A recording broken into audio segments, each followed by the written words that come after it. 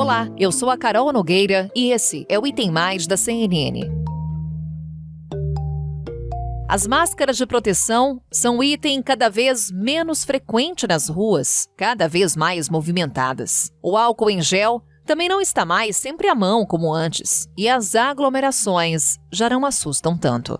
Mais de 2 anos depois do início da pandemia de Covid-19, a sensação de uma relativa normalidade parece estar de volta às cidades brasileiras. Esse tem sido o cenário desde o fim da onda causada pela variante Ômicron e da queda significativa no número diário de mortes e de novos infectados pela Covid. Mas já faz algumas semanas que esses números pararam de cair e os dados tiveram aumento. Foram mais de 292 mil novos casos em um intervalo de uma semana, aí entre o dia 5 e o dia 11 de junho. O maior período que a gente tinha tido de novas infecções tinha sido lá no mês de março, entre os dias 6 e 12 de março, quando foram contabilizadas 317 mil novas contaminações. O pico de novos casos no Brasil, de acordo com dados do CONAS, foi registrado entre os dias 23 e 29 de janeiro deste ano. Só para a gente lembrar como a situação estava complicada, nesse período, mais de 1.300.000 infecções foram comunicadas às autoridades de saúde no período de uma semana lá em janeiro, no final de janeiro. Nessa semana, até esse sábado, foram registrados 1.077 mortes relacionadas à Covid-19, ainda é um número alto. Esse é o maior número desde a semana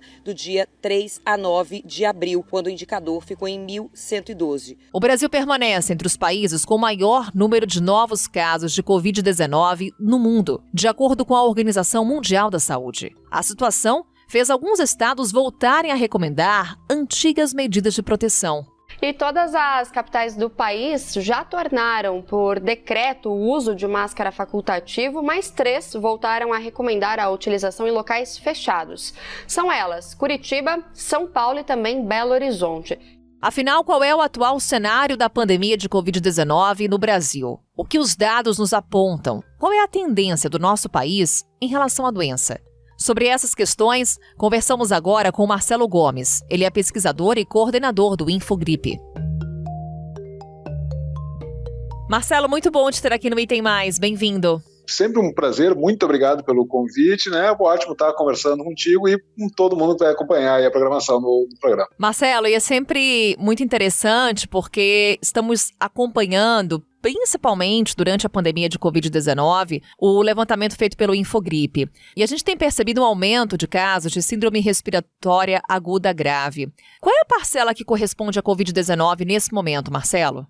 Então, o resultado mais recente que nós temos, que é justamente agora com os dados até o encerramento aí da primeira semana de junho, então o período ali que vai desde o dia 5 até o dia 11 de junho, então são os dados mais recentes que nós temos. Quando a gente olha todas essas ocorrências de síndrome respiratória aguda grave nas últimas 4 semanas e olha ali o resultado laboratorial associado a essas internações, a gente vê que nesse momento a gente está na casa aí de cerca de 75% de todas essas ocorrências sendo associadas justamente ao coronavírus, né? Então, internou por infecção respiratória, fez exame laboratorial e o exame identificou o vírus respiratório, cerca de 75% das vezes o vírus identificado é justamente a Covid, né? Então, é uma mudança importante no cenário, né? Porque se a gente for lembrar até alguns meses atrás, a gente estava com um cenário bem diferente. Quem estava dominando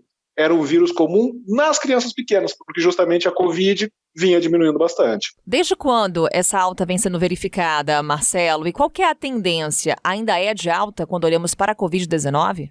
A gente observa esse movimento aí de mudança no comportamento associado à Covid desde a segunda quinzena de abril. Né? Então, metade de abril em diante, a gente já começa a observar esse sinal de aumento. Né? Desde lá de meados de janeiro, teve uma queda longa, né? E depois passamos por um período de estabilidade em valores relativamente baixos, mas no metade do mês de abril, a gente volta a observar esse aumento e isso se mantém, né? Inclusive, não só se mantém, como vem acelerando, né? Especialmente no que a gente chama da metade sul do nosso país, né? Que pega aí parte da região sudeste, parte do centro-oeste e os 3 estados da região sul, né? Até para ter uma ideia, né? Quando a gente compara, olhando especificamente a população adulta, né? Que são justamente os mais afetados em termos de internação associada à Covid. Quando a gente olha final final de março e final de abril e compara ali o aumento, né, a diferença na média móvel de novos casos semanais, a gente vê um aumento de aproximadamente 40%. Entre final de abril e agora final de maio, começo de junho, esse aumento já vai para casa de pouco mais de 100%, ou seja, já dobrou entre final de abril e final de maio, para ter uma ideia, né, de não só a gente estar nessa tendência de crescimento, como ela também vem se acelerando em alguns dos nossos estados. Alguma explicação sazonal, por exemplo, Marcelo, a gente destaca a mudança de estação, quando os casos de doenças respiratórias, eles tendem a aumentar. De alguma forma, isso estaria associado também a essa tendência? Olha, dessa vez sim, né, o que é uma novidade, inclusive, em relação à epidemia da Covid aqui no Brasil. Porque nos últimos 2 anos, né, desde que a Covid chegou, o clima não foi um fator predominante, né, na dinâmica de transmissão, porque a gente estava com uma série de medidas adotadas, né, em vigor para tentar pelo menos diminuir um pouco a velocidade de espalhamento, dificultar um pouco a vida desse vírus na nossa população. Agora não. Por quê? Porque agora, desde lá, justamente, né, de meados de janeiro aproximadamente, que a gente começou a abrir mão de praticamente todos os cuidados, todas as ações, né? A gente não tem mais restrições de eventos, a gente não tem mais restrições de quantidade de pessoas, né, em eventos, em locais fechados. A questão do uso de máscara também, a gente vê, né, que as prefeituras e os estados, na sua imensa maioria, já levam vários meses, né, retirando a obrigatoriedade do uso de máscara em absolutamente qualquer situação, e a própria população também deixando de usar, né? Então, a gente tem esse ingrediente comportamental, mas a gente tem sim, aí, justamente por isso até, né, como a gente está hoje num comportamento que é muito similar ao pré-pandemia da Covid, aí o clima volta a ter um papel importante, né? Que é o papel que ele sempre tem para vírus respiratórios em geral. Por quê? Porque quando a gente tem as quedas na temperatura, o que a gente faz em termos de encontro? Se a gente vai receber alguém, se a gente vai fazer alguma festa, se a gente vai fazer um encontro, a gente vai fazer em um local fechado. Fechado, com janela fechada, com porta fechada, ou seja, não só ambiente fechado, como mal ventilado e mal arejado, o que facilita muito a transmissão de qualquer vírus respiratório. E a Covid aproveita esse momento. Ainda mais que a gente não está usando boas máscaras. Ressalva feita por você, Marcelo. Como é que você classifica, então, hoje a fase da pandemia de Covid-19 aqui no Brasil? Estamos entrando no momento de alerta mais uma vez. Por exemplo, sistema de saúde tem que se preparar para essa alta de casos. Também devemos adotar medidas que, de alguma forma, foram deixadas de lado, como o uso de máscara? É fundamental. Infelizmente, é sim fundamental que tanto nós, né, indivíduos, cada um de nós, retome, né, aquelas ações que estão ao alcance de cada um de nós, né, que é o uso de boas máscaras, especialmente no transporte público, seja ele coletivo, seja ele individual, em locais fechados, em situações, né, de muita gente, mesmo que for local aberto, mas se é muita gente num local mais ou menos restrito, também é importante esse uso de máscara. A questão da dose de reforço, né, a gente vê que, embora a gente tenha tido uma adesão muito boa para a primeira e segunda dose, quando a gente vai olhar a dose de reforço, seja a terceira dose, seja agora a quarta dose, né, para a população de idade mais avançada, a gente vê que despencou a adesão, e isso faz sim uma diferença muito grande, justamente nesse risco de internação, né? E aí a gente vai para o ponto, né, lá do final dessa cadeia, que é justamente a questão da preparação nas nossas unidades de atendimento. Porque hoje, por mais que o risco, né, de internação seja menor do que nos anos anteriores, por conta da vacina, ainda assim a gente tem um ingrediente adicional hoje, que é o quê? Os nossos hospitais, eles já não estão com a mesma reserva de leitos especificamente para a Covid. Eles voltaram, né, a redistribuir seus recursos hospitalares para atender outras demandas da nossa população, né? Então, a quantidade de leitos hoje, quando a gente vai lembrar, né, aquilo que a gente falou muito, né, de acompanhar, qual é a taxa de ocupação hospitalar, está com 80%, está com 90%, 75%, etc. Hoje, a quantidade de leitos para compor esse percentual é menor, ou seja, o tempo, né, que pode demorar até chegar a saturar é mais curto.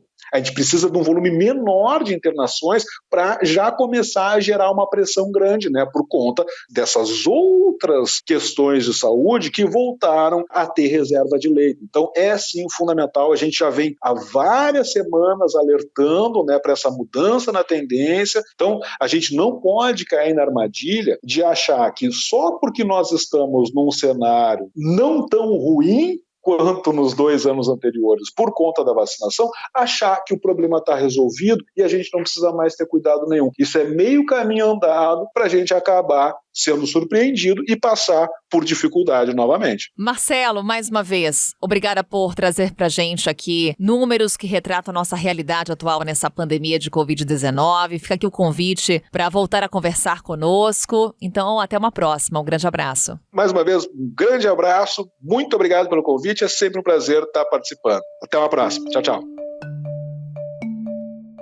A vacinação no Brasil dá sinais de estagnação.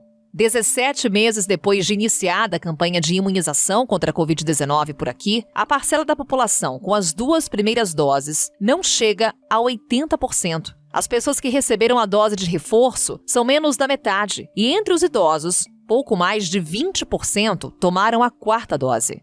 E agora a Fiocruz, Dani, tem 2 grandes preocupações com os jovens, porque o índice de jovens vacinados com a 3ª dose é baixo no Brasil, segundo esse último boletim divulgado pela Fiocruz, e também com os idosos que já deveriam ter tomado a 4ª dose da vacina contra a Covid e ainda não tomaram.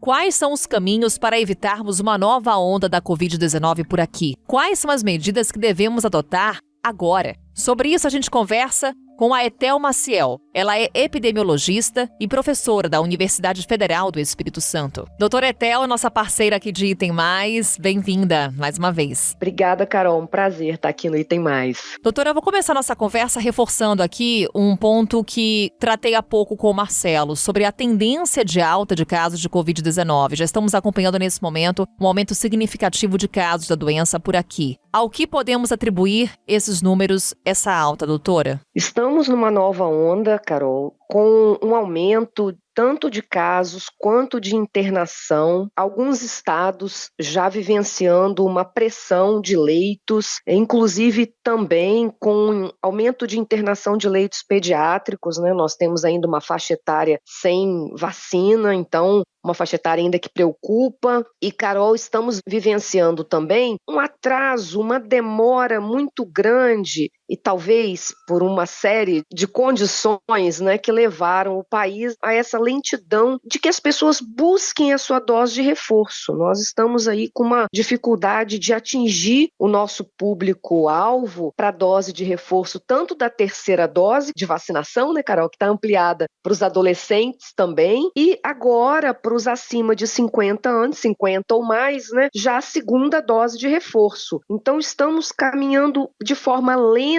e com dificuldade para que as pessoas compreendam, façam a adesão, procurem a sua vacina, e com isso nós já temos muitas pesquisas que indicam, Carol, que há uma diminuição de proteção com o passar do tempo. E por isso que a indicação é que 4 meses depois do esquema primário, né, as primeiras 2 doses, se a pessoa tem 12 anos para cima, deve tomar um reforço, e os 4 meses para aqueles que têm 50 anos ou mais, que devem já procurar o 2º reforço. Isso explica, doutora, o fato do Brasil ainda estar entre os países com o maior número de novos casos da doença? Explica em parte, Carol, porque o vírus foi fazendo mudanças, foi evoluindo, e nós tivemos que adequar as nossas estratégias de controle para essas mudanças que o vírus fez. Então, no início, a indicação era que a gente tivesse as 2 doses de vacina, no caso, a Janssen, uma dose, né? Mas as outras vacinas que nós temos aqui no Brasil, um esquema que a gente chama hoje de esquema primário, né? De 2 doses, e a gente tinha uma proteção alta também contra a infecção. A gente até já discutiu isso aqui, né, Carol? Quando o vírus foi fazendo mudanças, nós tivemos um impacto na efetividade das nossas vacinas em relação às infecções, aos casos leves leves da doença. Nós ainda temos uma efetividade alta para proteção contra a gravidade, mas tivemos uma diminuição, né, por conta dessas variantes de preocupação que surgiram para proteção contra a infecção. Então, agora, Carol, a nossa comunicação com a sociedade, né, precisa dizer, a gente precisa informar que nós precisamos de uma combinação de utilização de máscara, principalmente em locais fechados, em locais com pouca circulação de ar, né?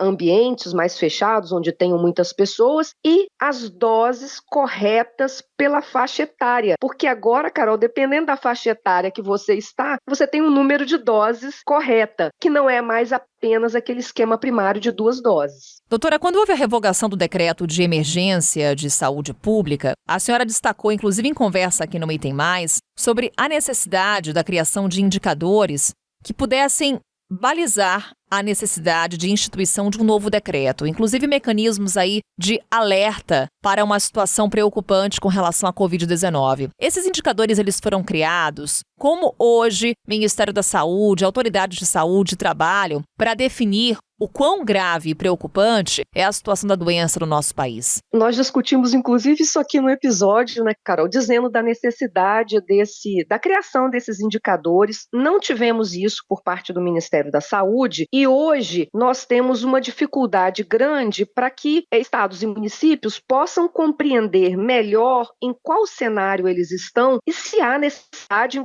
de retomar o decreto de emergência de saúde pública de importância estadual, municipal e mesmo nacional. Então, Carol, pensando nisso, nós fizemos, através do Centro Sou Ciência, que é um centro localizado na Unifesp, que reúne pesquisadores do Brasil inteiro, uma proposta de indicador para que cada estado possa pensar, e cada município, né, possa pensar no seu cenário, porque tem diferenças regionais. Alguns estados, vou pegar aqui o sul do país, que a gente viu, eles iniciaram o aumento de casos e eles estão, digamos, um pouco mais adiantados, mas nesse momento com uma alta importante de casos, seguido pelo Sudeste, depois Centro-Oeste, Nordeste e Norte. Então a gente tem como se fossem momentos diferentes. Então, é importante a gente ter indicador. Nós fizemos uma proposta que a gente sempre diz, né, Carol, que diante das evidências que nós temos, a gente tem que ter algum indicador para se basear, para balizar as ações de saúde pública.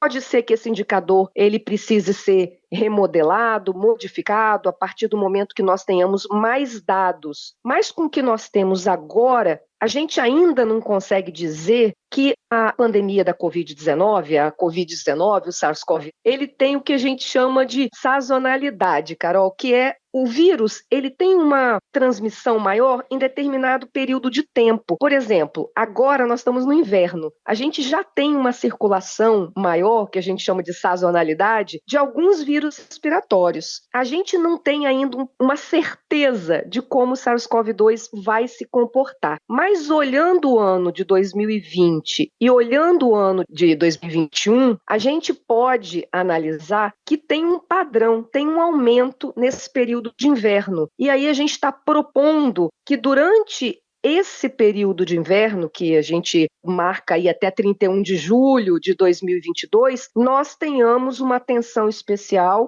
e alguns indicadores, dependendo do estado, precisam retomar a obrigatoriedade de máscara em locais fechados, porque nós estamos com um aumento considerável de casos e de internações. Doutora, claro, vou querer o reforço dessas medidas práticas para quem nos acompanha. Como se proteger nesse momento com relação à doença? Quais são os cuidados que devemos adotar ou retomar? E também quais são os riscos nesse momento com o vírus ainda em circulação? Novas variantes, subvariantes podem surgir a ponto de trazer um alerta maior para a sociedade com relação à Covid-19? Exatamente isso, Carol. Nós estamos, nesse momento, vendo um aumento de 2 subtipos da variante Ômicron, que a gente chama BA.4 e BA.5. E o que nós estamos vendo dos estudos que estão sendo feitos em tempo real, né, em outros países, é que esses subtipos têm uma grande capacidade de reinfecção. Então, as pessoas que já se infectaram com a Ômicron, naquele primeiro subtipo, aquela BA.1 ou BA.2, podem se reinfectar agora num curto espaço de tempo. Então, o que é importante fazer agora? Compreender